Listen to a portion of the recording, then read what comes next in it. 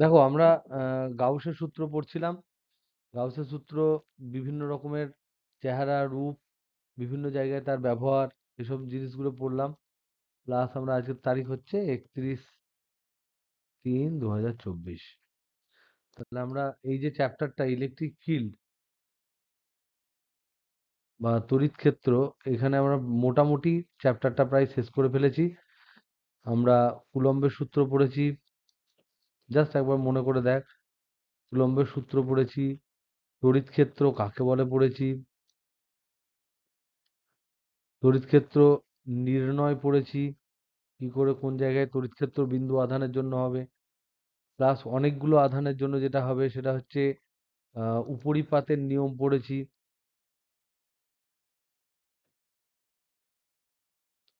তারপর আমরা কিছু প্রবলেম করেছি, সেই প্রবলেমের মধ্যে উদাসীন বিন্দু পড়েছি।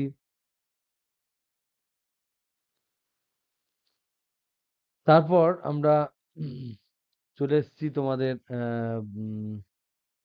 তড়িৎ দ্বিমেরুতে। তড়িৎ দ্বিমেরু, ইলেকট্রিক ডাইপোল, তার বিভিন্ন জায়গায় ইলেকট্রিক ফিল্ড ক্যালকুলেট করেছি, এটা নির্ণয় করেছি। ফর্মুলা, বিভিন্ন রকম ফর্মুলা হয় সেটা দেখেছি। দেখার পর আমরা এর ক্ষেত্রে যে টর্কটা উৎপন্ন হয় যদি অ্যাঙ্গেল করে থাকে, সেটা পি ক্রস ই হয় ইলেকট্রিক ফিল্ডের মধ্যে যদি রেখে দেওয়া হয়, এটাও আমরা পড়েছি। এই সমস্ত জিনিসগুলো আমরা পড়ার পর তারপর আমরা পড়েছি, এখানে কিছু দু একটা প্রবলেম করা হয়েছে, আরো আমরা প্রবলেম করব। তারপরে আমরা পড়েছি গাউসের উপপাদ্য। গাউসের উপপাদ্য পড়ার আগে আমরা পড়েছি ক্ষেত্র ভেক্টর বলতে কি বোঝায়, আর তড়িৎ বলরেখা কিরকম হয়, এর সংজ্ঞা কি, তার ধর্মগুলো কি কি, সেগুলো পড়েছি। তারপরে ক্ষেত্র ভেক্টর পড়েছি, এরিয়া ভেক্টর। তারপরে ঘন কোণ পড়েছি। তারপরে তড়িৎ ফ্লাক্স পড়েছি। এগুলো আমরা গা গরম করেছি, এগুলো পড়ে আমরা তারপরে গাউসের উপপাদ্য পড়েছি। গাউসের উপপাদ্য হচ্ছে E dot DS equal to হচ্ছে তোমার Q enclosed by epsilon naught, এটা আমরা পড়েছি। তারপর আমরা এর অ্যাপ্লিকেশন করেছি।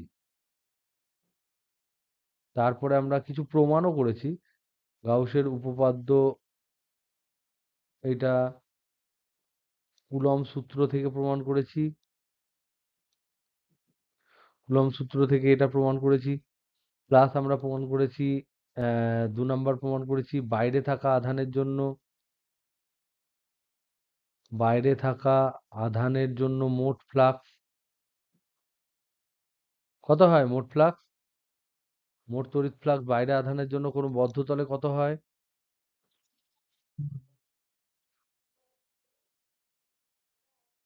বাইরে যদি কোনো আধান থাকে তার জন্য কোনো বদ্ধ তলে মোট তড়িৎ ফ্লাক্স কত হয়, 0 হয়। এটা আমরা প্রমাণ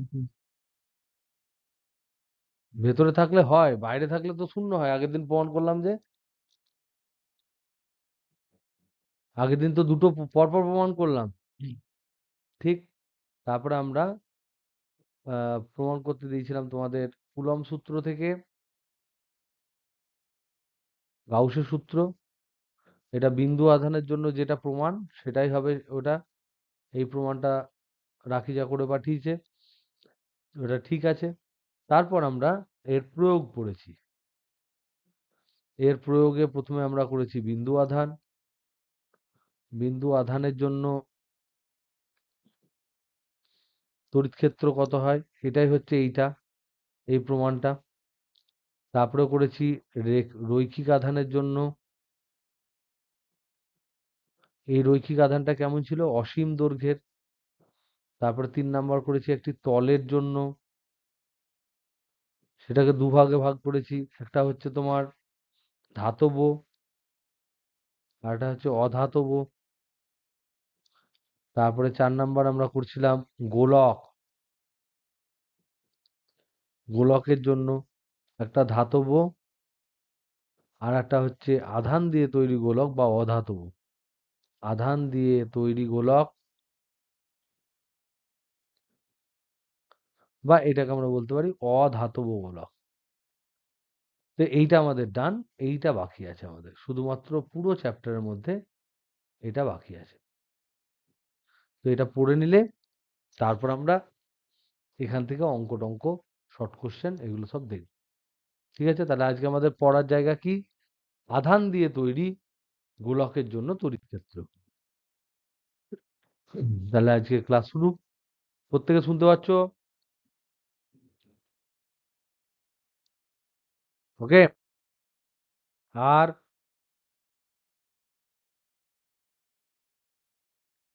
সুষমভাবে আহিত একটি অধাতব গোলক, এরকম বলতে পারে, বা বলতে পারে যে সুষমভাবে বণ্টিত আধান যেটা একটা আর ব্যাসার্ধের গোলক, এরকম একটা বলে দিল। তাহলে এবার এর জন্য আমাদের তড়িৎ ক্ষেত্র বার করতে হবে। তাহলে কিরকম দেখতে হয়? আমরা তার আগে, আগের দিন আমরা দেখেছি, এটা বলেছিলাম যে সুষমভাবে বণ্টিত অধাতব গোলক বলুক বা বণ্টিত আধান আর ব্যাসার্ধের গোলক বলুক, এগুলো দুটো কেসই একই। এক্ষেত্রে আমরা ধরবো যে এটা হচ্ছে মতিচুরের লাড্ডুর মতন বলেছিলাম, এটা মনে রাখবে, কারণ এই জিনিসটা হচ্ছে খুব ইম্পর্টেন্ট। মতিচুরের লাড্ডুর মতো, যেখানে প্রতিটি দানা হচ্ছে আধান, দানা হলো আধান। তাহলে সেক্ষেত্রে আমরা এটাকে ছবি আঁকতে পারি। এরকম ধরনের একটা গোল নিলাম, এর ভেতরে আধান থাকবে চারিদিকে। পজিটিভ যদি হয় পজিটিভ, নেগেটিভ হলে নেগেটিভ। এখানে পজিটিভই আমি আঁকছি, যে কোনো যাই হোক আমি কিউ লিখবো। প্লাস হলে প্লাস হবে, মাইনাস হলে মাইনাস হবে। তো এইরকম ধরনের একটা আহিত একটা গোলক থাকবে, পুরো তার আধান একদম সারফেস পর্যন্ত আছে ছড়ানো, এবং এর ব্যাসার্ধ হচ্ছে আর, সেন্টার থেকে এর দূরত্ব হচ্ছে, এই ব্যাসার্ধটা হচ্ছে আর। তাহলে আমরা কোন কোন জায়গায়, তাহলে আমাদের কি নির্ণয় করব? আমরা কি নির্ণয় করব?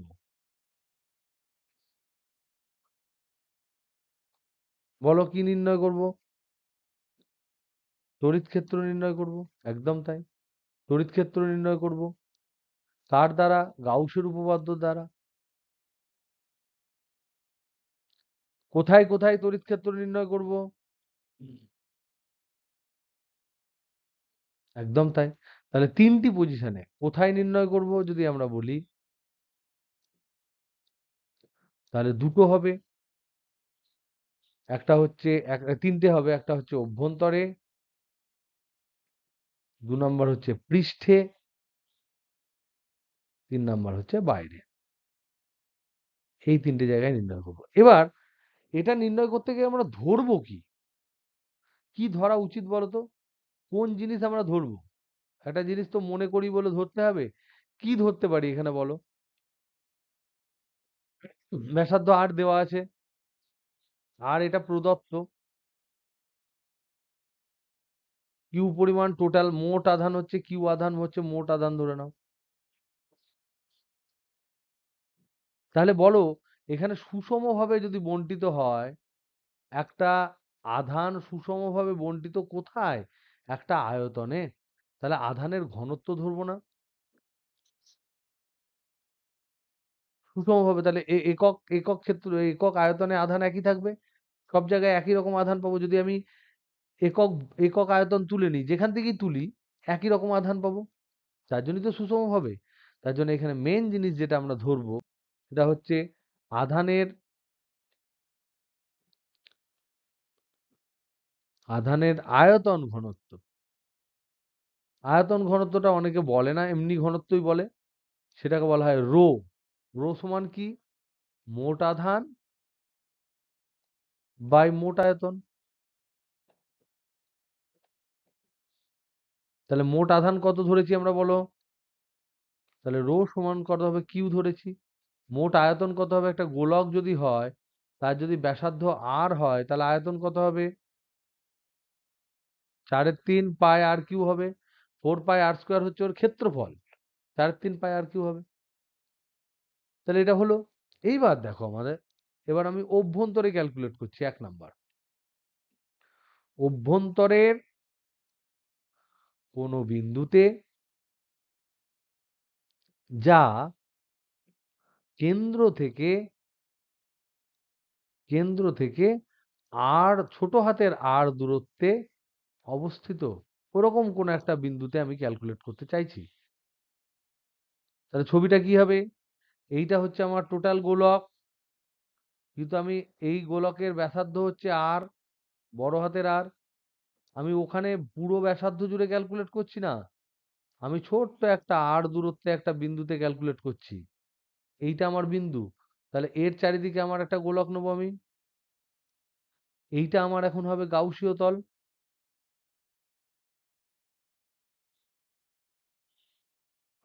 এবার বলো তো দেখি, এই গোলকের কোন একটা জায়গায় ইলেকট্রিক ফিল্ডও এইদিকে হবে, আর সারফেস যদি থাকে সারফেস এরিয়াটাও ওইদিকে হবে, ডিএসটা ওইদিকে হবে। গোলকের ক্ষেত্রে তাই হয় সব সময়। তার মানে এখানে যদি আমি গাউসের উপপাদ্য ব্যবহার করি, গাউসের সূত্র যদি ব্যবহার করি, তাহলে কি লিখতে পারি? ফর্মুলা কি? ইন্টিগ্রেশন ই ডট ডিএস সমান Q enclose by epsilon naught. এবার আমাকে বলো তো, কিউ এনক্লোজ মানে কোন জায়গাকার কিউ নেব, কোথাকার কিউ নেব? কিউ এনক্লোজ মানে কোথাকার কিউ নেব? বড় হাতের আর না ছোট হাতের আর? ছোট হাতের আর। তার মানে এখানে যে তোমার আধানটা থাকবে, এখানে আধানটা হচ্ছে আমার কিউ এনক্লোজ, এখানে যে আধানটা থাকবে সেটা কিউ এনক্লোজ। তাহলে এবার আমাকে বলো, এইটা মানে তো হচ্ছে একক আয়তনে আধান। একক আয়তনে আধান হচ্ছে রো। একক আয়তনে আধান হচ্ছে রো। তাহলে বলো তো দেখি, তাহলে এই যে আর ব্যাসার্ধের যে গোলক, সেই গোলকে আধান কত হবে? আর ব্যাসার্ধের যে গোলক, তার আয়তন কত হবে? ছোট হাতের আর ব্যাসার্ধের। হ্যাঁ, তাহলে এর আয়তন হবে ছোটটা, তার মানে কিউ এনক্লোজ সমান হবে একক আয়তনে আধান ইন্টু এর আয়তন। আয়তনটা কত? 4/3 পাই r কিউব। হলো এটা। থাক আপাতত এরকম, রো এর মান পরে বসাবো। আর এটা তো ডান পক্ষ পেয়ে গেলাম, কিউ এনক্লোজ পেয়ে গেলাম। এটা ইপসাইলন জিরো নাও বলতে পারি, যদি অন্য কোনো মাধ্যম হয় ইপসাইলন লিখতে পারি, আমরা ইপসাইলন জিরো লিখলাম না। এবার বাম পক্ষের যে ই ডট ডিএস আছে, ওটা কি হবে? ই আর ডিএস তো একই দিকে, তাহলে E into ds into cos zero হবে না? হবে না? কি গো, একই দিকে হলে তো অ্যাঙ্গেল 0 ডিগ্রি। এগুলো আমরা অনেকবার করেছি। তাহলে অর বাম পক্ষটা লিখতে পারি ই ডিএস কস 0 ডিগ্রি সমান হচ্ছে কিউ এনক্লোজ মানে কি? Rho into 4/3 pi r cube by epsilon. এখানে দেখো ই হচ্ছে ধ্রুবক থাকবে, বাইরে বেরিয়ে চলে যাবে, কারণ গোলক। আর এইটার মান তো হচ্ছে 1। তাহলে ই ক্লোজ ইন্টিগ্রাল ডিএস সমান হচ্ছে rho into 4/3 pi r cube by epsilon. এবার বলো তো দেখি, সমগ্র তলের এই যে এস ক্ষেত্রফল, এটা তো বড় ছিল, ছোটটা হচ্ছে এইটা। এই যে আমার গাউসীয় তল, এই তলটাকে আমরা এস নাম দিয়েছি। তাহলে এটা যদি ব্যাসার্ধ আর হয়, তাহলে এই সমগ্র তলের ক্ষেত্রফল কত হবে? ছোট হাতের আর স্কোয়ার, তাই তো? তাহলে ই ইন্টু 4 পাই ছোট হাতের আর স্কোয়ার সমান হচ্ছে rho into 4/3 pi r cube by epsilon. এবার দেখো কি কি কাটবে। 4 পাই কাটলো, 4 পাই কাটলো, আর স্কোয়ার আর কিউব কাটলে এখানে একটা আর পড়ে থাকবে। তাহলে ই সমান কি হলো? রো বাই 3 ইপসাইলন ইন্টু আর।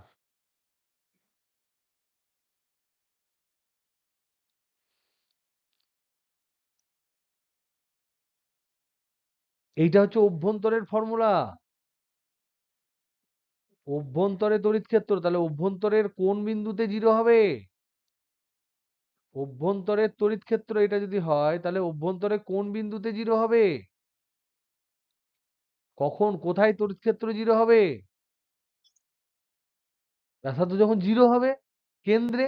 তাহলে ব্যাসার্ধ যখন জিরো হবে মানে কেন্দ্রে, তাহলে কেন্দ্রে হচ্ছে ইলেকট্রিক ফিল্ড জিরো। আর এটা যদি মেটাল হতো তাহলে কোথায় ইলেকট্রিক ফিল্ড জিরো হতো? যদি মেটাল হতো তাহলে কোথায় ইলেকট্রিক ফিল্ড জিরো হতো?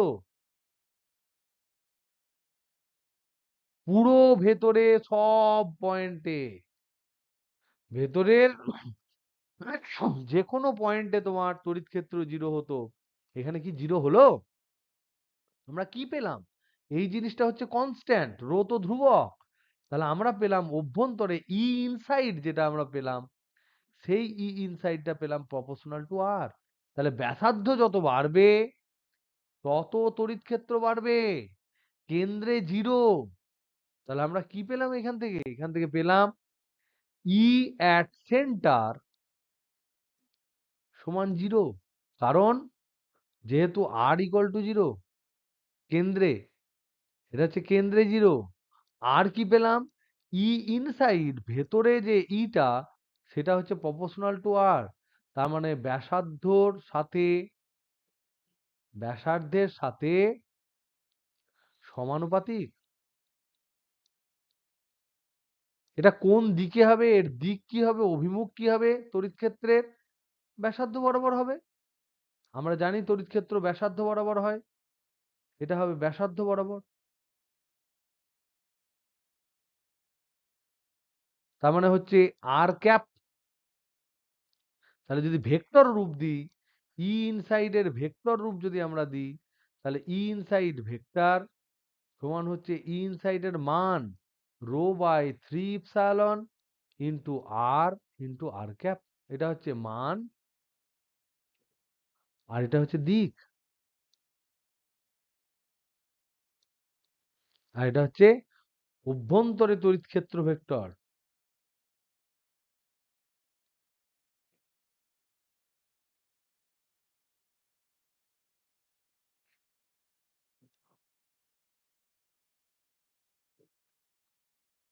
কি বোঝা গেল না? বোঝা গেল না? সবাই বুঝতে পেরেছো?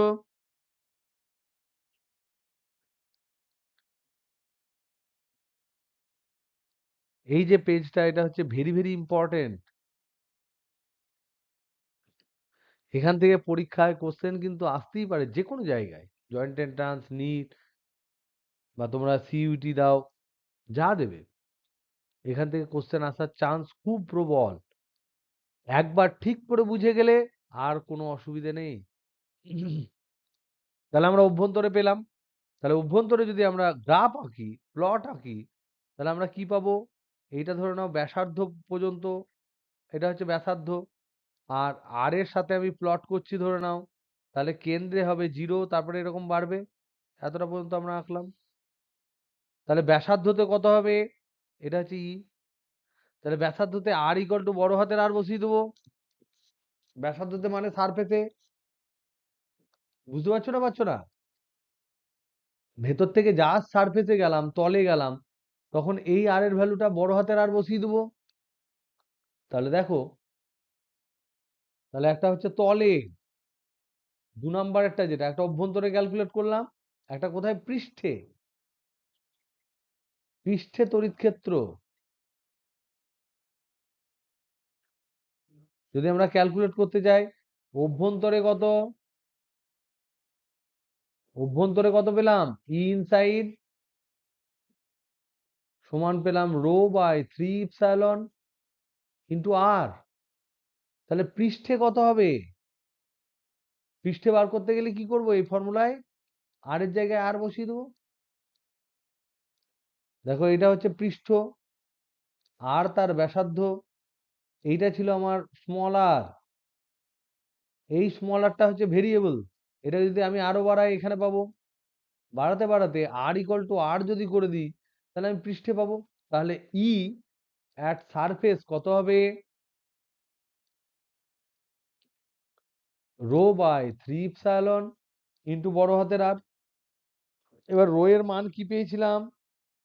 রো সমান কত ছিল? কিউ বাই আধানের ঘনত্ব কত ছিল? 3.5 পাই ছোট হাতের না বড় হাতের আর কিউব? তাহলে বসিয়ে দিই। তাহলে বসিয়ে দিলে এটা বসালে আমি ই সারফেস কত পাবো? ই সারফেস সমান পাবো, দেখো 1/3 epsilon into 4/3, sorry, Q by 4/3 pi R cube into উপরে আর। তাহলে দেখো এখানে কি হবে? 3 3 কাটবে, এখানে আর আর কিউব কাটবে, আর স্কোয়ার পড়ে থাকবে নিচে। তাহলে এটা 4 pi epsilon Q by R square হচ্ছে। তাহলে ই পৃষ্ঠে কতটা হবে? পৃষ্ঠে ই হবে 1/4 pi epsilon Q by R square. তাহলে এটা আমাদের নর্মাল ফর্মুলা এলো। নর্মাল ফর্মুলা যা হয় তাই হলো। পৃষ্ঠে নর্মাল যেমন হয় তেমন হবে, বাইরেও নর্মাল যেমন হয় তেমন হবে। দেখি বাইরে কত হয়, পৃষ্ঠটা বুঝতে পারলে? হুম, এসো, এখানে অ্যাসিডের গন্ধ হচ্ছে কি? হ্যাঁ, অ্যাসিডের সেন্ট আছে। হুম, হ্যাঁ। তাহলে এবার লেখো, এবার হচ্ছে তারপর হচ্ছে গোলকের বাইরে কোনো বিন্দুতে,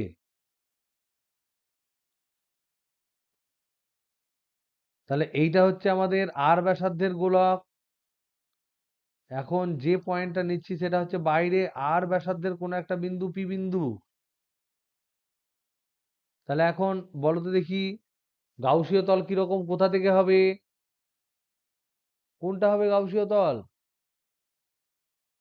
তাহলে এই ছোট আরের ব্যাসার্ধের একটা গোলক হবে,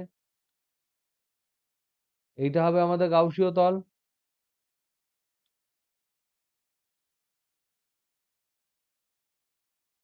যার নাম দিলাম ধরে নাও এফ। এবার বলো তো দেখি, আর এর মধ্যে কত আধান আছে আমাদের টোটাল? কিউ আধান নেই। আমাকে আর ভেবে ভাবতে হবে না কত কোথায় কি আছে, কারণ বাইরে চলে এসেছি। বাইরে চলে এলে পুরো কিউ আধানটাই ওই গাউসীয় তলের ভেতরে থাকবে। তাহলে এবার কিউ এনক্লোজ সমান কত হবে? পাতি কিউ। এই যে তল, গাউসীয় তলের মধ্যে থাকা আধান কত হবে? এই কিউটাই হবে। বুঝতে পারছো না পারছো না? কিরে, আচ্ছা। তাহলে এবার বলো তো দেখি, আমাদের গাউসের সূত্র অনুযায়ী কি হবে? একই জিনিস বারবার অনেকবার করানো হলো, ই ডট ডিএস সমান হচ্ছে কিউ এনক্লোজ বাই ইপসাইলন। এবার আমরা লিখতে পারি এখানেও তাই, দেখো এখানে যদি আধান থাকে এখানে ইলেকট্রিক ফিল্ড এদিকে হবে, আবার সারফেসও এদিকে হবে, তার মানে অ্যাঙ্গেল হচ্ছে 0 ডিগ্রি। তাহলে E into ds into cos 0 degree তার ইন্টিগ্রেশন সমান কিউ এনক্লোজ মানে হচ্ছে কিউ। তাহলে কিউ বাই ইপসাইলন বসিয়ে দিলাম। ই বাইরে চলে গেল, ডিএস থাকলো, আর এটা মান হচ্ছে 1। তাহলে কি হবে? ইন্টিগ্রেশন ই বাইরে গেল, অর ডিএস এর ইন্টিগ্রেশন এস সারফেসে সমান হচ্ছে কিউ বাই ইপসাইলন। তার মানে এখান থেকে ডিএস এর এটা কি হবে, এটার ভ্যালু কত হবে? ডিএস এর ক্লোজ ইন্টিগ্রাল কত হবে, বদ্ধ তলের বদ্ধ সমাকল কত হবে? এটা 4 পাই বড় হাতের না ছোট হাতের? ছোট হাতের হবে। সব সময় মনে রাখবে এটা ছোট হাতেরই হয়। 4 পাই আর স্কোয়ার, কেবলমাত্র পৃষ্ঠে করলে বড় হাতের আর স্কোয়ার হতো। তাহলে কিউ বাই ইপসাইলন। তাহলে এখান থেকে আমরা লিখতে পারি ই সমান 4 পাই, আগে গুণ করে দিই, তাহলে 1/4 pi epsilon into Q by R square. তাহলে এইটা পেলাম বাইরে। তাহলে দেখো ভেতরে আমরা পেলাম, এইটা যদি আমি গ্রাফে প্লট করি, গ্রাফ যদি দেখায় তড়িৎ ক্ষেত্র ই যদি আমি লিখি, আর এটা যদি লিখি কেন্দ্র থেকে দূরত্ব, তাহলে এর মধ্যে কিছুটা পোর্শন ইনসাইড থাকবে, এটা হচ্ছে অভ্যন্তরে হবে, আর এইটা হচ্ছে আউটসাইড হবে, বাইরে হবে। আর এইটা হচ্ছে গোলকটা তোমার, এই বড় গোলকটা যার ব্যাসার্ধ হচ্ছে আর, তাহলে এই দূরত্বটা হচ্ছে আর, তাহলে কেন্দ্রতে হচ্ছে 0, তারপরে এটা সমানুপাতিক হারে বাড়বে, প্রপোর্শনাল টু আর হবে, তারপরে এটা 1/r² আকারে কমে যাবে। এখানে আমরা দেখতে পেলাম এইটা হচ্ছে কনস্ট্যান্ট, তার মানে এখানে আমরা লিখতে পারি ই আউটসাইড যেটা আছে, ই আউটসাইড এটা প্রপোর্শনাল টু 1/r², যত আর বাড়বে ঝপঝপ ঝপঝপ করে কমে যাবে, পাতি কুলম্বের সূত্র। তাহলে এই যে ক্যালকুলেশন, এই দুটো গোলকের ক্যালকুলেশনের তফাৎ কোথায় হলো? বাইরে না ভেতরে?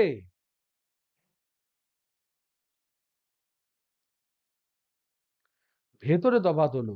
যদি ধাতব গোলক বলে কোনো টেনশন নেই, ধাতুর অভ্যন্তরে কোনো ফ্রি আধান থাকে না, মুক্ত আধান থাকে না, তাই যাই তুমি আধান দেবে সব উপরিপৃষ্ঠে চলে আসে, চলে আসার জন্য ধাতুর কেন্দ্রে হয়ে যায় তোমার কি হবে, ইলেকট্রিক, ধাতুর ভেতরে হয়ে যায় ইলেকট্রিক ফিল্ড শূন্য। ওকে, এই যে ধাতুর ভিতরে ইলেকট্রিক ফিল্ড শূন্য হয়ে যায়, আমরা আগে আগের চ্যাপ্টারে আমরা আলোচনা করেছিলাম, তোমাদের মনে আছে মনে হয়, যে তড়িৎ পর্দা হিসেবে ধাতু ব্যবহার হয়, বলেছিলাম তো, মনে আছে না? নাই,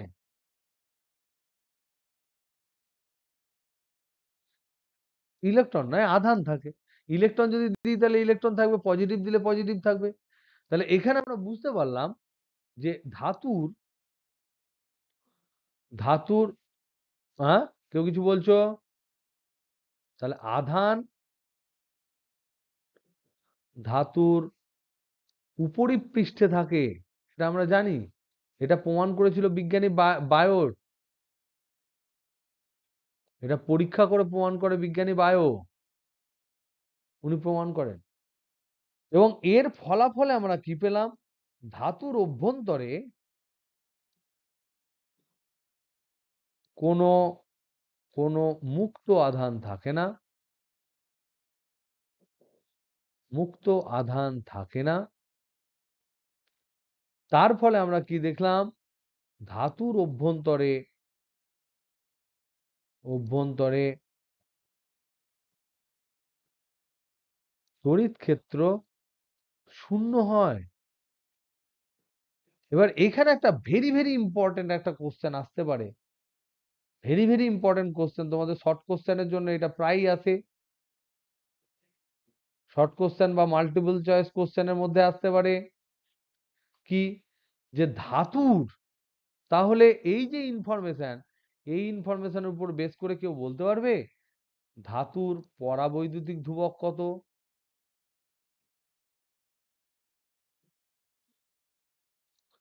পরাবৈদ্যুতিক ধ্রুবক কে এর মান কত?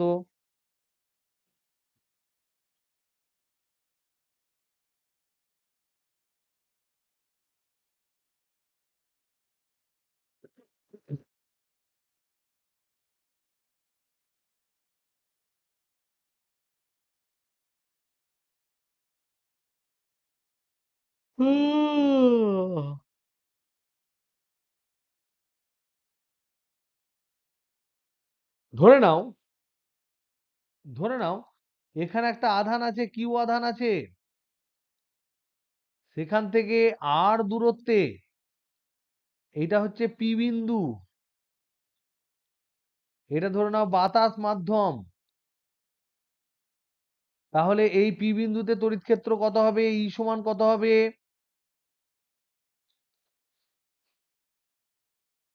কোন বিন্দু আধানের জন্য আর দূরত্বে তড়িৎ ক্ষেত্র কত হয়? ইপসাইলন কেন হবে?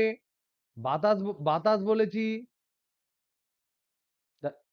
1/4πε0, বাতাস যেহেতু বলেছি, অন্য মাধ্যম তো বলিনি, কিন্তু Q/r², পাতি। বুঝতে পারলে না? পারলে না? এটা তো নর্মাল ফর্মুলা, এটা কার ফর্মুলা? কুলম্বের ফর্মুলা। এবার যদি পি বিন্দুতে আমি মেটাল রেখে দিই তাহলে কি হবে? এবার ধরে না একই কেস, এটা কি আধান, আর দূরত্বে, এখানে ধরে নাও মেটাল রেখে দিলাম, এইটা হচ্ছে তোমার পি বিন্দু, এটা হচ্ছে পি বিন্দু। তাহলে ধরে নিলাম এই মেটালটা, ধরে নিলাম এই ধরে নাও টোটালটা মেটালের মধ্যে ঢেকে দিয়েছি, টোটাল মেটালের মধ্যে ঢেকে দিয়েছি।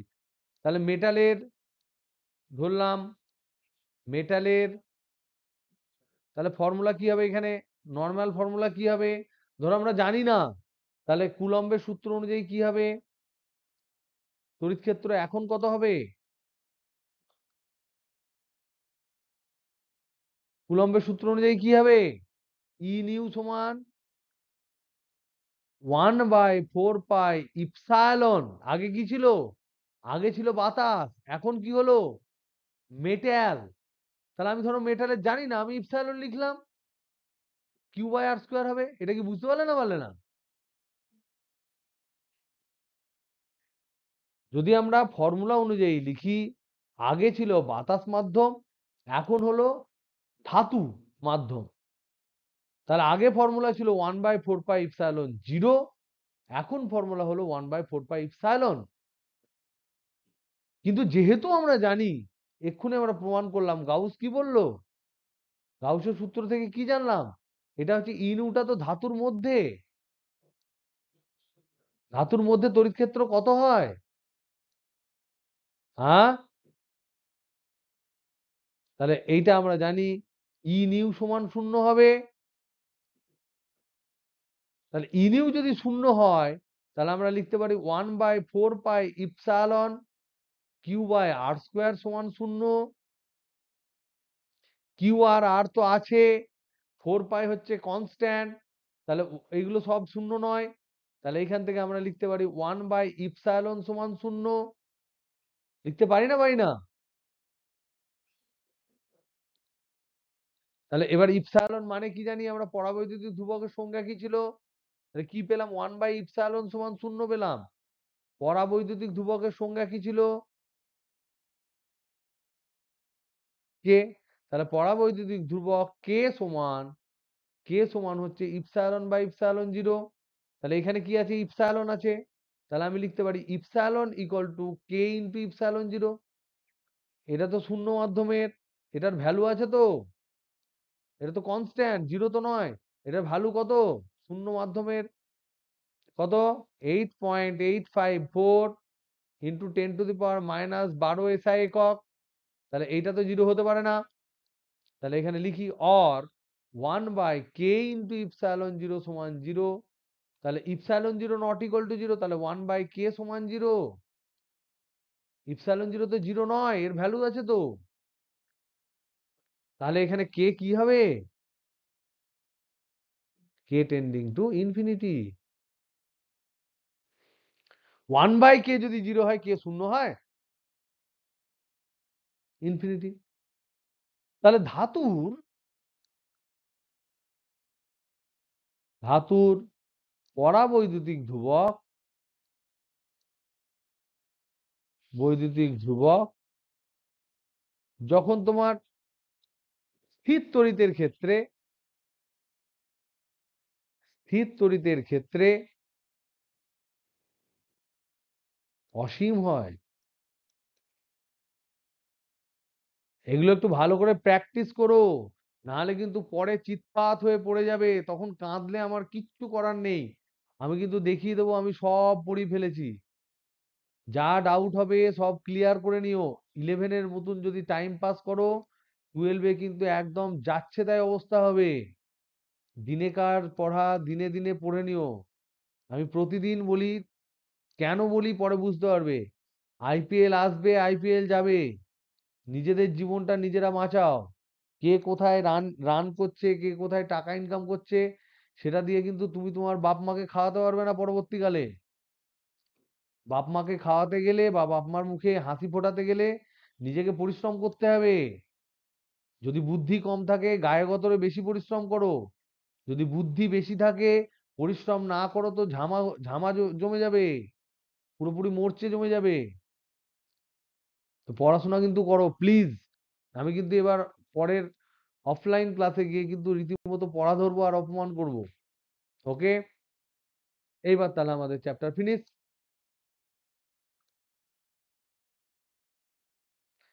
Chapter theory finish. প্রত্যেকের কাছে বই আছে না সবাই শুয়ে শুয়ে ঘুমাচ্ছ? তাহলে বই খোলো।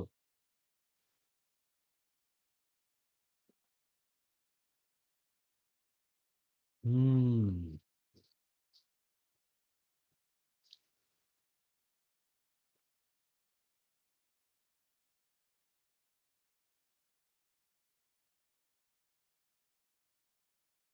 তোমাদের কিরকম বই বা কত হাই ফাই বই আমি জানি না।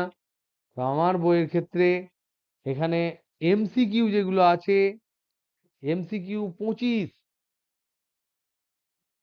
দেখতে পাচ্ছ কেউ? এমসিকিউ কিন্তু অল হচ্ছে হোমওয়ার্ক। Short answer. আগে তোমাদের এমসিকিউ গুলো আগে বলে দিই। হোমওয়ার্ক হচ্ছে এমসিকিউ অল, সব হোমওয়ার্ক। এগুলোর মধ্যে থেকে কিছু আমি করে দিই। যেমন ধরে নাও তোমাদের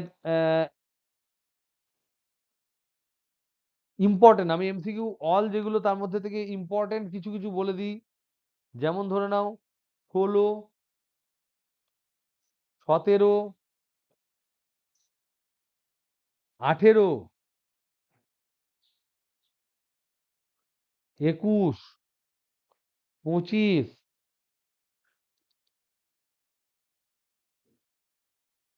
30। তারপরে হচ্ছে তড়িৎ দ্বিমেরুর অল। প্রত্যেকে তো হেডিং দিয়েছে, তড়িৎ দ্বিমেরু একটা দিয়েছে না? তড়িৎ দ্বিমেরুর অল, সব। তারপরে তড়িৎ ফ্লাক্স গাউসের উপপাদ্য সব। আগের গুলো এগুলো বেছে বেছে করতে পারো, সহজ সহজ করতে পারো, কিন্তু এইগুলো কিন্তু খুব ইম্পর্টেন্ট। তড়িৎ ফ্লাক্স এবং গাউসের উপপাদ্য সব।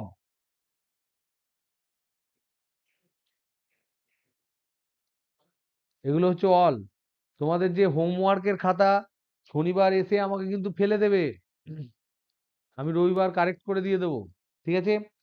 অতি অতি সংক্ষিপ্ত হোমওয়ার্ক নাম্বার 2, অতি সংক্ষিপ্ত যেগুলো 1 নম্বরের আছে এগুলো অল, সব করবে। যেগুলো 1 নম্বরের আছে সেগুলো পুরোটা করবে। 71টা আছে, আমার এই বইয়ে আছে 71 পিস অ্যান্সার দেওয়া আছে। কিন্তু প্রত্যেকে এগুলো আমি খাতায় দেখব। যারা খাতায় করে আসবে না তাদের আসার দরকার নেই, তারা সিম্পলি বাড়িতে বসে থাকবে। যদি খাতায় মিনিমাম কিছু না করে থাকো তাদের আসার কোনো প্রয়োজন নেই। শুনতে পাচ্ছ তো? এবার আমি করে দিই, আমি আমার কাজগুলো করি যেগুলো তোমাদেরকে একটু কনফিডেন্স বাড়ানোর জন্য। বাপরে, জোরে আওয়াজ হচ্ছে, দাঁড়া।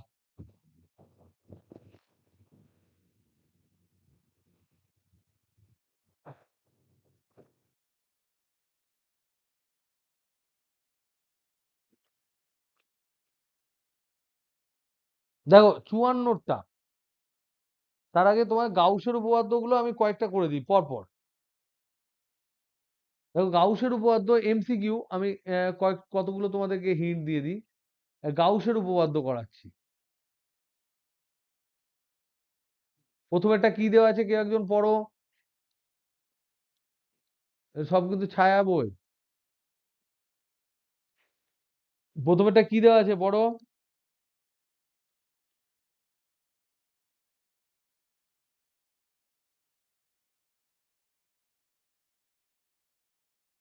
তুই পালিয়ে গেলি নাকি রে? পড়ো।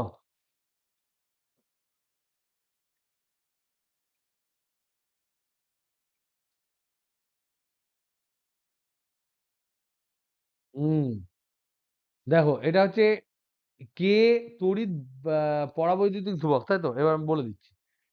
কে পরাবৈদ্যুতিক ধ্রুবক,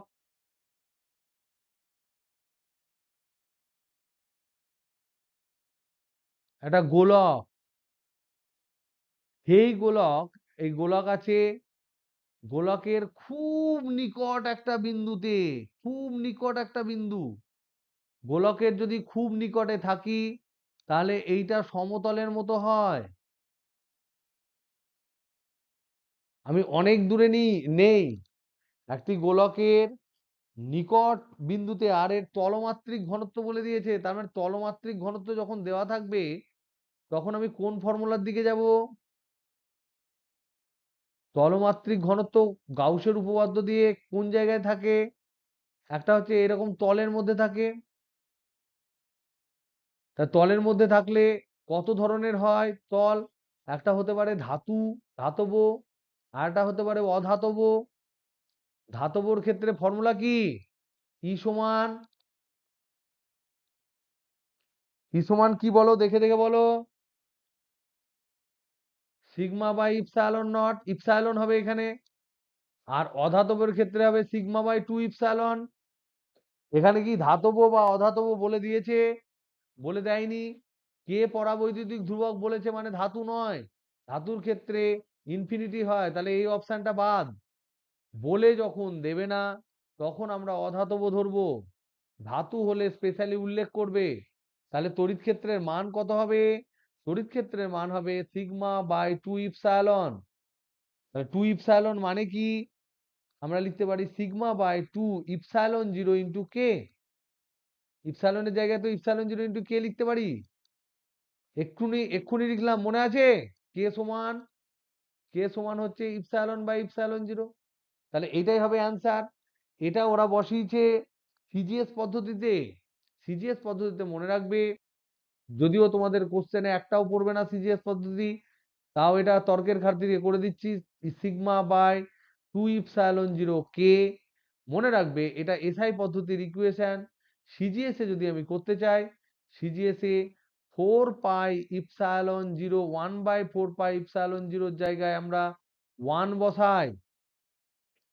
তাহলে তাহলে 1 বাই ইপসাইলন 0 জায়গায় আমরা 1 বাই 4 পাই ইপসাইলন জায়গায় সিজিএস এ করার সময় এটা এসআই যখন হয় সিজিএস এ 1 বসাই, হ্যাঁ কি না? মনে আছে না নাই? কুলম্বের সূত্র। তাহলে 1 বাই ইপসাইলনের জায়গায় কি বসাবো? 4 পাই বসাবো না? দেখ বজ্র গুণন কর। তাহলে এই যে ইপসাইলনটা উপরে আছে তার জন্য 4 পাই বসিয়ে দাও। তাহলে এখানে আমি লিখতে পারি 1 by epsilon 0 into sigma by 2 কে। তাহলে 1 বাই ইপসাইলন 0 কে আমি লিখতে পারি, এখানে পাতি 4 পাই বসিয়ে দাও সিজিএস পদ্ধতিতে। তাহলে 4 পাই ইন্টু সিগমা বাই 2 কে, তার মানে হচ্ছে তোমার 2 পাই সিগমা বাই কে। এবার তোমার এখানে দেখো 4 পাই সিগমা আছে, তার কারণ হচ্ছে,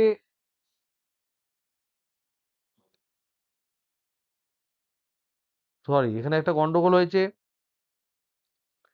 এখানে একটা গন্ডগোল হয়েছে। এটা যেহেতু ধাতু, আগের পৃষ্ঠায় আমি করতে পারবো না, এটা ধাতব গোলকের ক্ষেত্রে এই টুটা হয় না,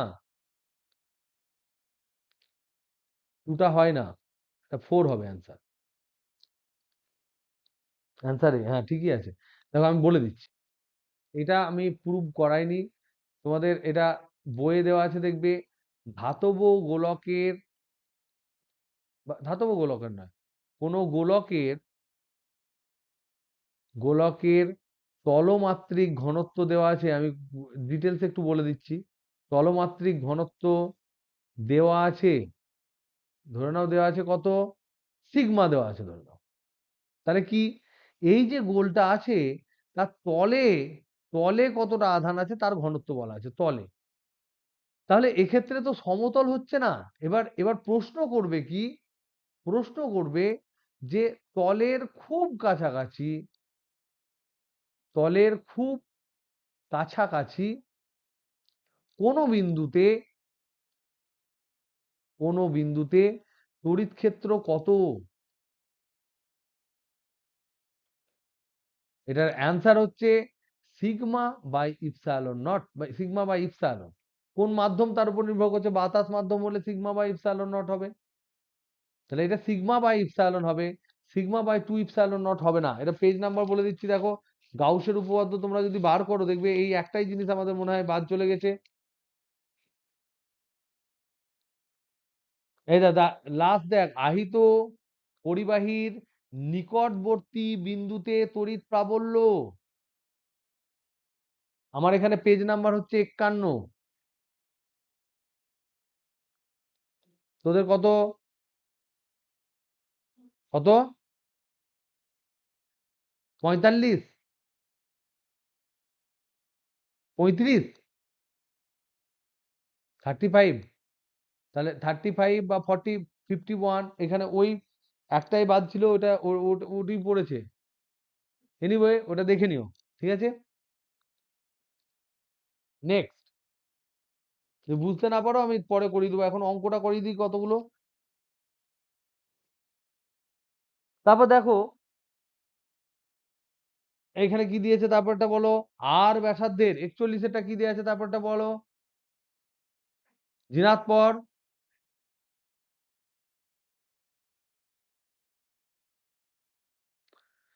এটা হোমওয়ার্ক থাকলো, এটা ট্রাই করো।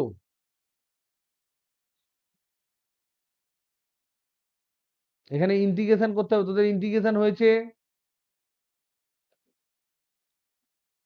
এটা আমি করে দেবো। হ্যাঁ হয়েছে। দেখো এখানে রো কিন্তু কনস্ট্যান্ট বলেনি, প্রত্যেকে পড়ে দেখো। আর ব্যাসার্ধের একটি তড়িতাহিত গোলকের আধানের ঘনত্ব।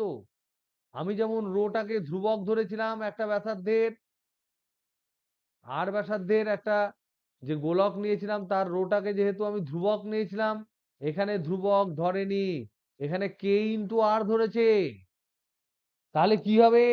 নিয়ে বলেছে গোলকের উপরিপৃষ্ঠে তড়িৎ ক্ষেত্রের মান কত হবে। তাহলে গোলকের উপরিপৃষ্ঠে তড়িৎ ক্ষেত্রের ফর্মুলা কি হয়? গোলকের উপরিপৃষ্ঠে তড়িৎ ক্ষেত্রের ফর্মুলা কি হবে? ই সমান কি হয়? 1/4πε0 কিউ বাই আর স্কোয়ার পাতি। এবার কিউ কত সেটা আমাকে বার করতে হবে, কিউ কত বার করতে হবে। তাহলে কিউ মানে কি? এই রো, এই যে ধরে নাও রোটা, এই রোটা কি প্রমাণ করছে? এই রোটা হচ্ছে তোমার আধানের একক, একক আয়তনে আধান। তাহলে এবার আমরা এটাকে বলতে পারি যে ডিকিউ মানে, ডিকিউ সমান হবে, ডিকিউ সমান হবে রো ইন্টু ডিভি। বুঝতে পারছি না পাচ্ছি না? ছোট্ট ডিকিউ সমান রো ইন্টু ডিভি হবে। ডিভি মানে হচ্ছে ছোট্ট আয়তন, তাহলে কি রকম আয়তন হবে? ধরে নাও এটা হচ্ছে পুরো গোলকটা, এর মধ্যে ধরে নাও এটা আর ব্যাসার্ধের গোলক, আর এইটা ধরে নাও আর প্লাস ডি আর ব্যাসার্ধের গোলক, আর প্লাস ডি আর। তাহলে এই যে এরিয়াটা, এই এরিয়াটার পরিমাণ কত হবে গো? এই এরিয়া নয়, এই আয়তনটা কত হবে? এই আয়তনটাকেই আমি ডিভি ধরেছি। কে বলতে পারবে এই আয়তন কত হবে? ছোট্ট আয়তনটা কত হবে?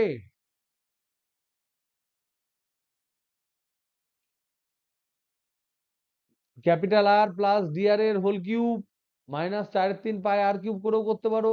ডিআরটাকে ছোট ধরে নেগলেক্ট করবে আর স্কোয়ার। না হলে তোমরা ভাবতে পারো যে এই যে তলে নিচের যে তলটা আছে তার ক্ষেত্রফল কত, সমগ্র তলের ক্ষেত্রফল কত, আর এই যে উপরের লেয়ার তার থিকনেস কত, কতটা থিক। বল ধর, দুটো বল, একটা বল এরকম আছে, তার উপরে এরকম চামড়া আছে বলের, এইটা ধরে নাও আর। তাহলে এই তলের ভিতরের ক্ষেত্রফল কত? এই ক্ষেত্রফল হচ্ছে 4πr²। আর এই চামড়ার যে থিকনেস এইটুকু হচ্ছে dr। তাহলে ক্ষেত্রফল গণিত উচ্চতা সমান কি হয়? ক্ষেত্রফল গণিত উচ্চতা সমান কি হয়? তাহলে আমি ডিভি সমান লিখতে পারি ক্ষেত্রফল 4πr² ইন্টু dr, এটা আমরা লিখতে পারি। তাহলে ডিকিউ সমান, এখানে ডিভির জায়গায় রো মানে কি বলেছে, কে আর, তাহলে রো সমান হচ্ছে কে ইন্টু আর, ডিভি সমান কি পেলাম, 4 পাই আর স্কোয়ার ইন্টু ডিআর। তাহলে ডিকিউ সমান এখানে যদি গুণ করি আমার কি কি আসছে, 4 পাই কে আর স্কোয়ার ইন্টু আর মানে হচ্ছে আর কিউব ইন্টু ডিআর, ডিকিউ সমান। তাহলে কিউ সমান কি হবে, ইন্টিগ্রেশন হবে, তাহলে ইন্টিগ্রেশন করলে কি হবে, কিউ সমান ইন্টিগ্রেশন ডিকিউ, তার মানে ডিকিউ সমান কি বেরিয়েছিল, 4 পাই কে ইন্টিগ্রেশন আর কিউব ইন্টু ডিআর। এবার বলো তো দেখি, এই যে গোলকের আর কত থেকে কত পর্যন্ত আছে, 0 থেকে বড় হাতের আর পর্যন্ত, তাহলে 0 থেকে বড় হাতের আর, তাহলে এই আর কিউবের আমরা জানি এক্স এস কিউবের ইন্টিগ্রেশন কি হয়, x⁴/4 হয় না, জানো না, জানো না, যারা করেছো তারা জানো, x⁴m এর ইন্টিগ্রেশন হয় x⁴m+1/m+1, যদি m = -1 না হয়, ঠিক আছে, তাহলে এইটা হবে r⁴, তাহলে 4 পাই কে ইন্টু r⁴/4। এবার এখানে লিমিট কি বসবে, উপরে বসবে আর, নিচে বসবে 0, তাহলে আগে এখানে আর বসাবো বড় হাতের আর, তারপরে 0 বসাবো, তাহলে হবে 4 পাই কে ইন্টু r⁴/4 -0, তার মানে হবে 4 পাই কে ইন্টু r⁴/4, তাহলে এটা কেটে গেল, তাহলে হয়ে গেল পাই কে r⁴। এটা হলো কি, এটা হলো আধান, মোট আধান, এটা হলো মোট আধান। তাহলে তড়িৎ ক্ষেত্র ফর্মুলা কি হবে, ই সমান হচ্ছে 1/4πε0 ইন্টু কিউ, মানে কত বেরোলো, π/r⁴ বাই, এটা হচ্ছে কিউ বাই আর স্কোয়ার, তাহলে এটা আর স্কোয়ার কেটে গেল, একটা আর স্কোয়ার উপরে পড়ে থাকলো, তাহলে এখানে হলো π/4πε0।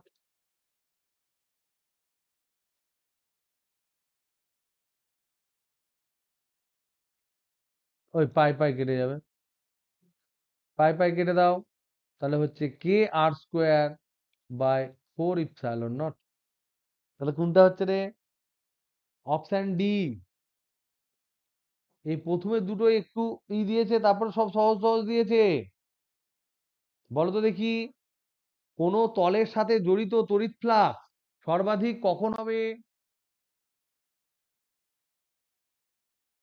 42-এরটা, কোন তলের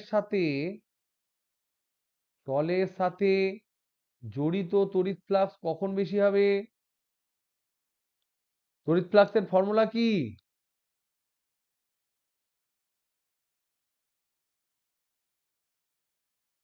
বেশি হবে, একদম তাই। তাহলে কোণ কত হবে, যখন তোমার অভিলম্বের সঙ্গে বলরেখার কোণ কত হবে, এইটা ধরে নাও তল, এর অভিলম্ব এটা হচ্ছে ডিএস, আর তড়িৎ ক্ষেত্রও এইদিকে হতে হবে, ইটাকেও এইদিকে হতে হবে, তার মানে ই এবং ডিএস এর মধ্যবর্তী কোণ যখন 0 ডিগ্রি হবে, তাহলে এখানে অ্যান্সার হবে 0। এইবার চলে এসো 48-এ, বলেছে কোন বদ্ধ তলে, কোশ্চেনটা আমি লিখে দিচ্ছি, কোন বদ্ধ তলে অন্তর্মুখী তড়িৎ ফ্লাক্স φ1,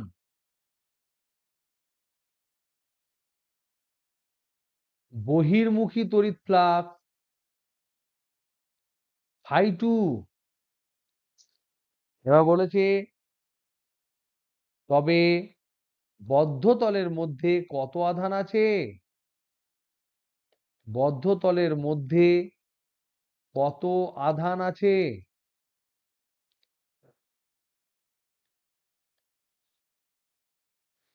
কে বলতে পারবে, ইনজামাম আছিস, রায়হান আছিস, কত হবে অ্যান্সার, একটা বদ্ধ তল আছে, তার মধ্যে ঢুকেছে এত, বেরিয়েছে এত, তাহলে আধান কত হবে? তাহলে মোট কত বেরিয়েছে আধান, নেট কত বেরিয়েছে আধান?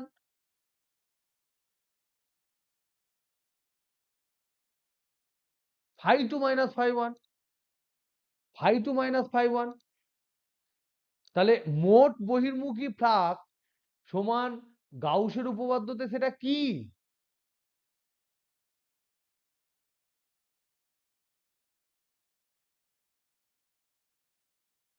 রানা আছিস?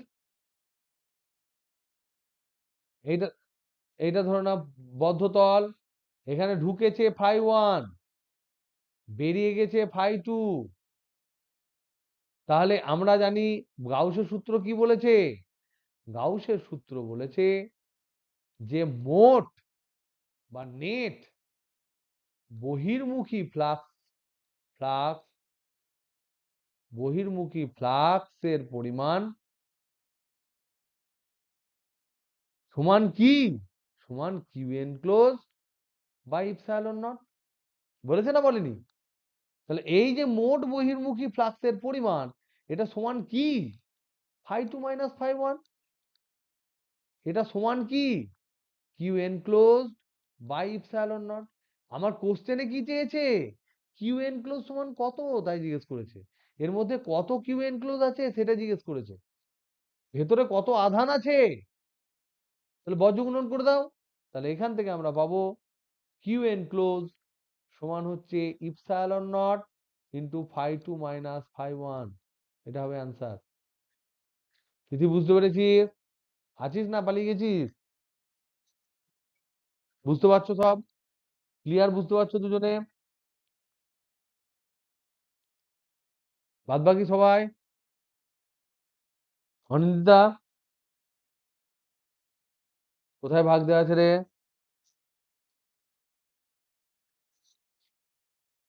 ভুল করেছে। ঠিক আছে, অপশন বি হবে।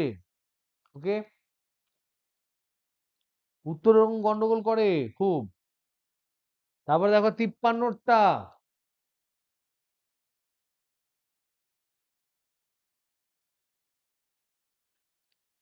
53টা কি দিয়েছে? বলেছে একটি, আমি কোশ্চেনটা লিখছি ভালো করে প্রত্যেকে বুঝবে। একটি ফাঁপা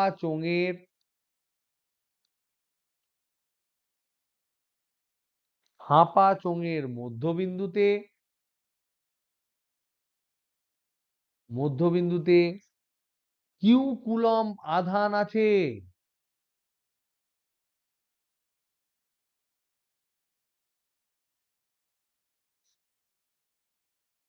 চোঙটির বক্রতলের মধ্যে দিয়ে চোঙটির বক্রতলের মধ্যে দিয়ে মোট অতিক্রান্ত ফ্লাক্স, মোট ফ্লাক্স সমান phi volt into metre. Volt metre হচ্ছে একক। হলে এ তলের মধ্যে দিয়ে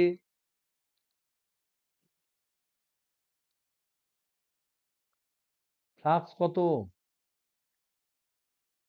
ছবি আঁকছি।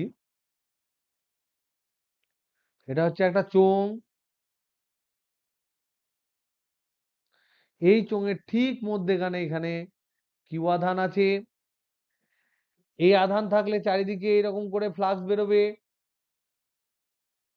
বক্রতলের মধ্যে দিয়ে ধরে নাও ফ্লাক্স এরকম বেরিয়েছে। এই যে ফ্লাক্স বক্রতলের মধ্যে দিয়ে বেরিয়েছে এটা ফাই। এই দিকের তলের নাম হচ্ছে এ, এই দিকের তলের নাম হচ্ছে সি। এবার জিজ্ঞেস করছে এই দিকে যে ফ্লাক্স বেরোবে এই ফাই এ সমান কত? এদিকেও একটা বেরোবে ফাই সি। তাহলে বলো তো দেখি, কুলম কিউ, এই গাউস কি বলেছে? কিউ আধান যদি বদ্ধ তলের মধ্যে দিয়ে থাকে তাহলে সমস্ত দিকে কত ফ্লাক্স বেরোবে? সমস্ত দিকে কোন একটা বদ্ধ তলে কত হবে? কিউ বাই ইপসাইলন নট হবে। তাহলে কিউ আধান যদি থাকে তাহলে সমগ্র তল দিয়ে বেরোবে। তাহলে তাহলে সমগ্র তল দিয়ে ফ্লাক্স কত বেরোবে? ফ্লাক্স সমান হচ্ছে কিউ বাই ইপসাইলন জিরো। সমগ্র তল মানে এখানে কি কি তল দেখো তো? এই বক্রতল, এটা গোল হয়ে থাকে তো বক্রতল, আর এই দুটো হচ্ছে এই সমতল এই সমতল। এবার বলো তো দেখি এ আর সি এই দুটো কি আলাদা রকম ফ্লাক্স বের করবে না একই বের করবে? কারণ কারণ কি আধান মধ্যবিন্দুতে আছে, আর আমরা জানি চোঙের দুই দিকে ক্ষেত্রফল একই। তাহলে ফাই এ আর ফাই সি যদি বলি, তাহলে এখানে আমরা সিমেট্রি থেকে বলতে পারি ফাই এ যায়, ফাই সিও তাই। আর সমগ্র তল মানে এখানে কি? একটা বক্রতল প্লাস দুটি সমতল। বক্রতলে বলে দিয়েছে কত যাচ্ছে ফাই, দুটো সমতলে ফাই এ আর ফাই সি। তাহলে ফাই এ প্লাস ফাই সি সমান হচ্ছে কিউ বাই ইপসাইলন জিরো। তাহলে ফাই এ আবার ফাই সি সমান, তাহলে ফাই সির জায়গায় ফাই এ বসাতে পারি।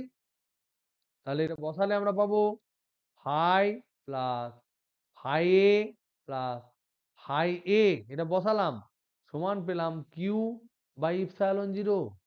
তাহলে এখান থেকে আমি পেলাম টু ফাই এ সমান হচ্ছে Q by epsilon zero minus phi. তাহলে ফাই এ সমান 1/2 of Q by epsilon zero minus phi.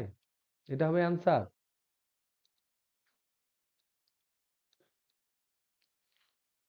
বোঝা গেল? প্রত্যেকে বুঝতে পেরেছো? রাখি যা আছিস?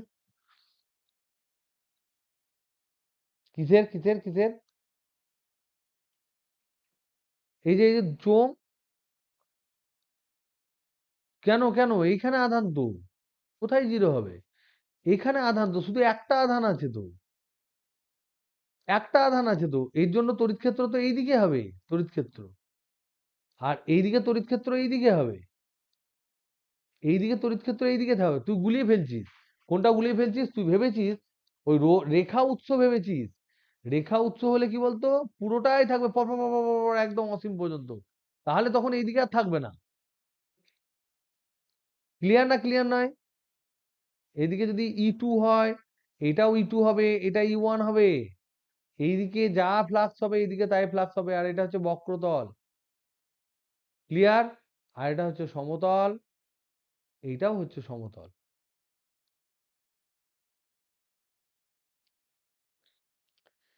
এবার দেখো 55, 55, ভেরি ভেরি ইম্পর্টেন্ট, এগুলো প্রত্যেকটাই ইম্পর্টেন্ট। এবার বলো তো দেখি 55টা কি হবে?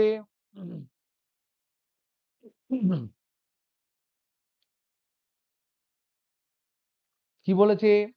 এ বাহু বিশিষ্ট কোনো ঘনকের শীর্ষবিন্দুতে কিউ আধানের একটি কিউ মানের একটি আধান রাখা হলো। বিজয় আছিস? সৃজন আছিস?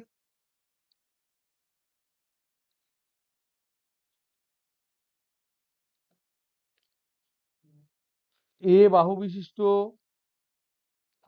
হাতিগুলো আছিস? কোন ঘনকের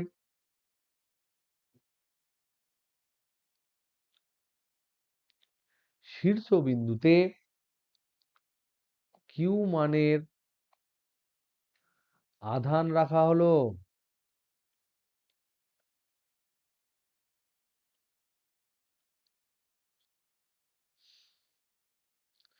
তাহলে ঘনকটির মধ্য দিয়ে মোট ফ্লাক্স কত হবে?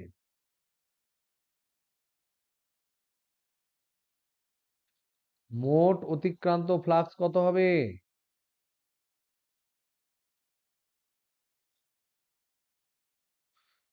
প্রশ্ন কিরকম করেছে? এইটা ধরে নাও তোমার ঘনক।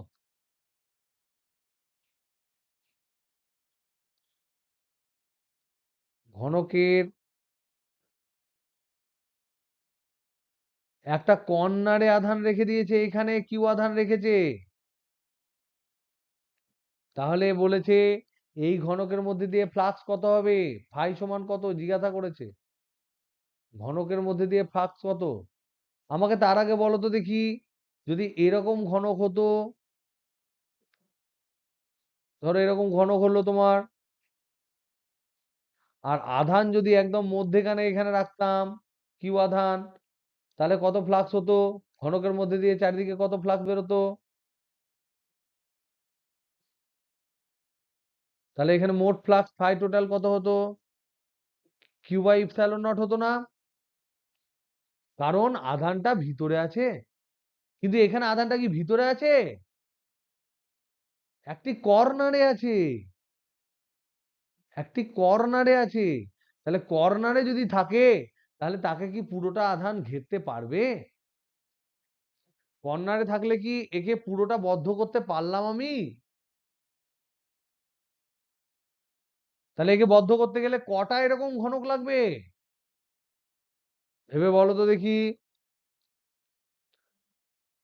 কে বললেন আটটা? আটটা একদম পারফেক্ট বলেছো, আটটা। কারণ হচ্ছে ধরে নাও উপরে, উপরে এরকম চারখানা লাগবে, 1 2 3 4। এইখানে তোমার আধান আছে এক কর্নারে, এবার এর উপরে আবার চারখানা বসাতে হবে। তাহলে নিচে চারখানা, নিচে চারটি, আবার এরকম চারখানা উপরে বসাতে হবে, তবেই ওকে চেপে দেওয়া যাবে। এখানে উপরে চারটি নিয়ে 8খানা লাগবে। তাহলে 8খানা যদি আমি নিই, তাহলে সেই 8খানা ঘনকের মধ্যে দিয়ে কত আধান যাবে, কত ফ্লাক্স যাবে?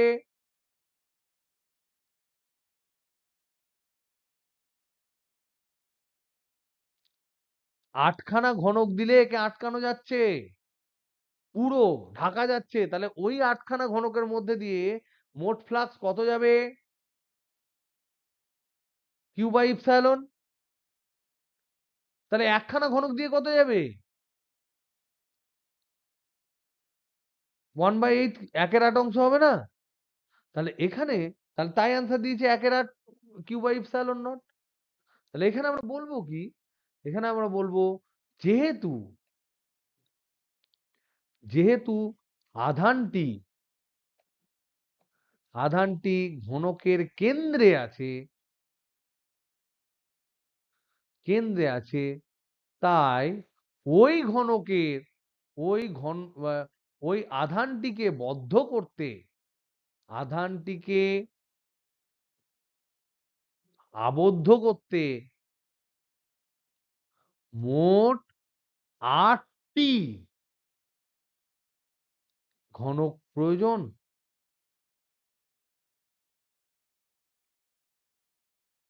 তাহলে মোট 8টি, মোট 8টি ঘনকের মধ্যে দিয়ে, মধ্য দিয়ে অতিক্রান্ত মোট ফ্লাক্স কত? অতিক্রান্ত মোট ফ্লাক্স সমান হচ্ছে কিউ বাই ইপসাইলন নট। অতএব একটি ঘনক দিয়ে, মধ্যে দিয়ে অতিক্রান্ত মোট ফ্লাক্স কত হবে? 1/8 into Q by epsilon naught হবে। এইটাই হচ্ছে অ্যান্সার। তো তোমরা একটু ট্রাই করো। আমি একটু জাস্ট দেখিয়ে দিলাম যে জিনিসগুলো কিন্তু মানে কঠিন নয়। তোমাদের হোমওয়ার্ক গুলো please do homework, please homework করো।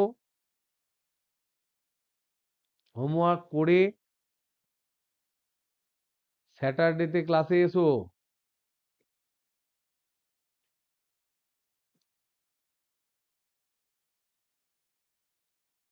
আর নেক্সট ক্লাস হবে তোমাদের কবে? নেক্সট ক্লাস হচ্ছে বৃহস্পতিবার 10 PM।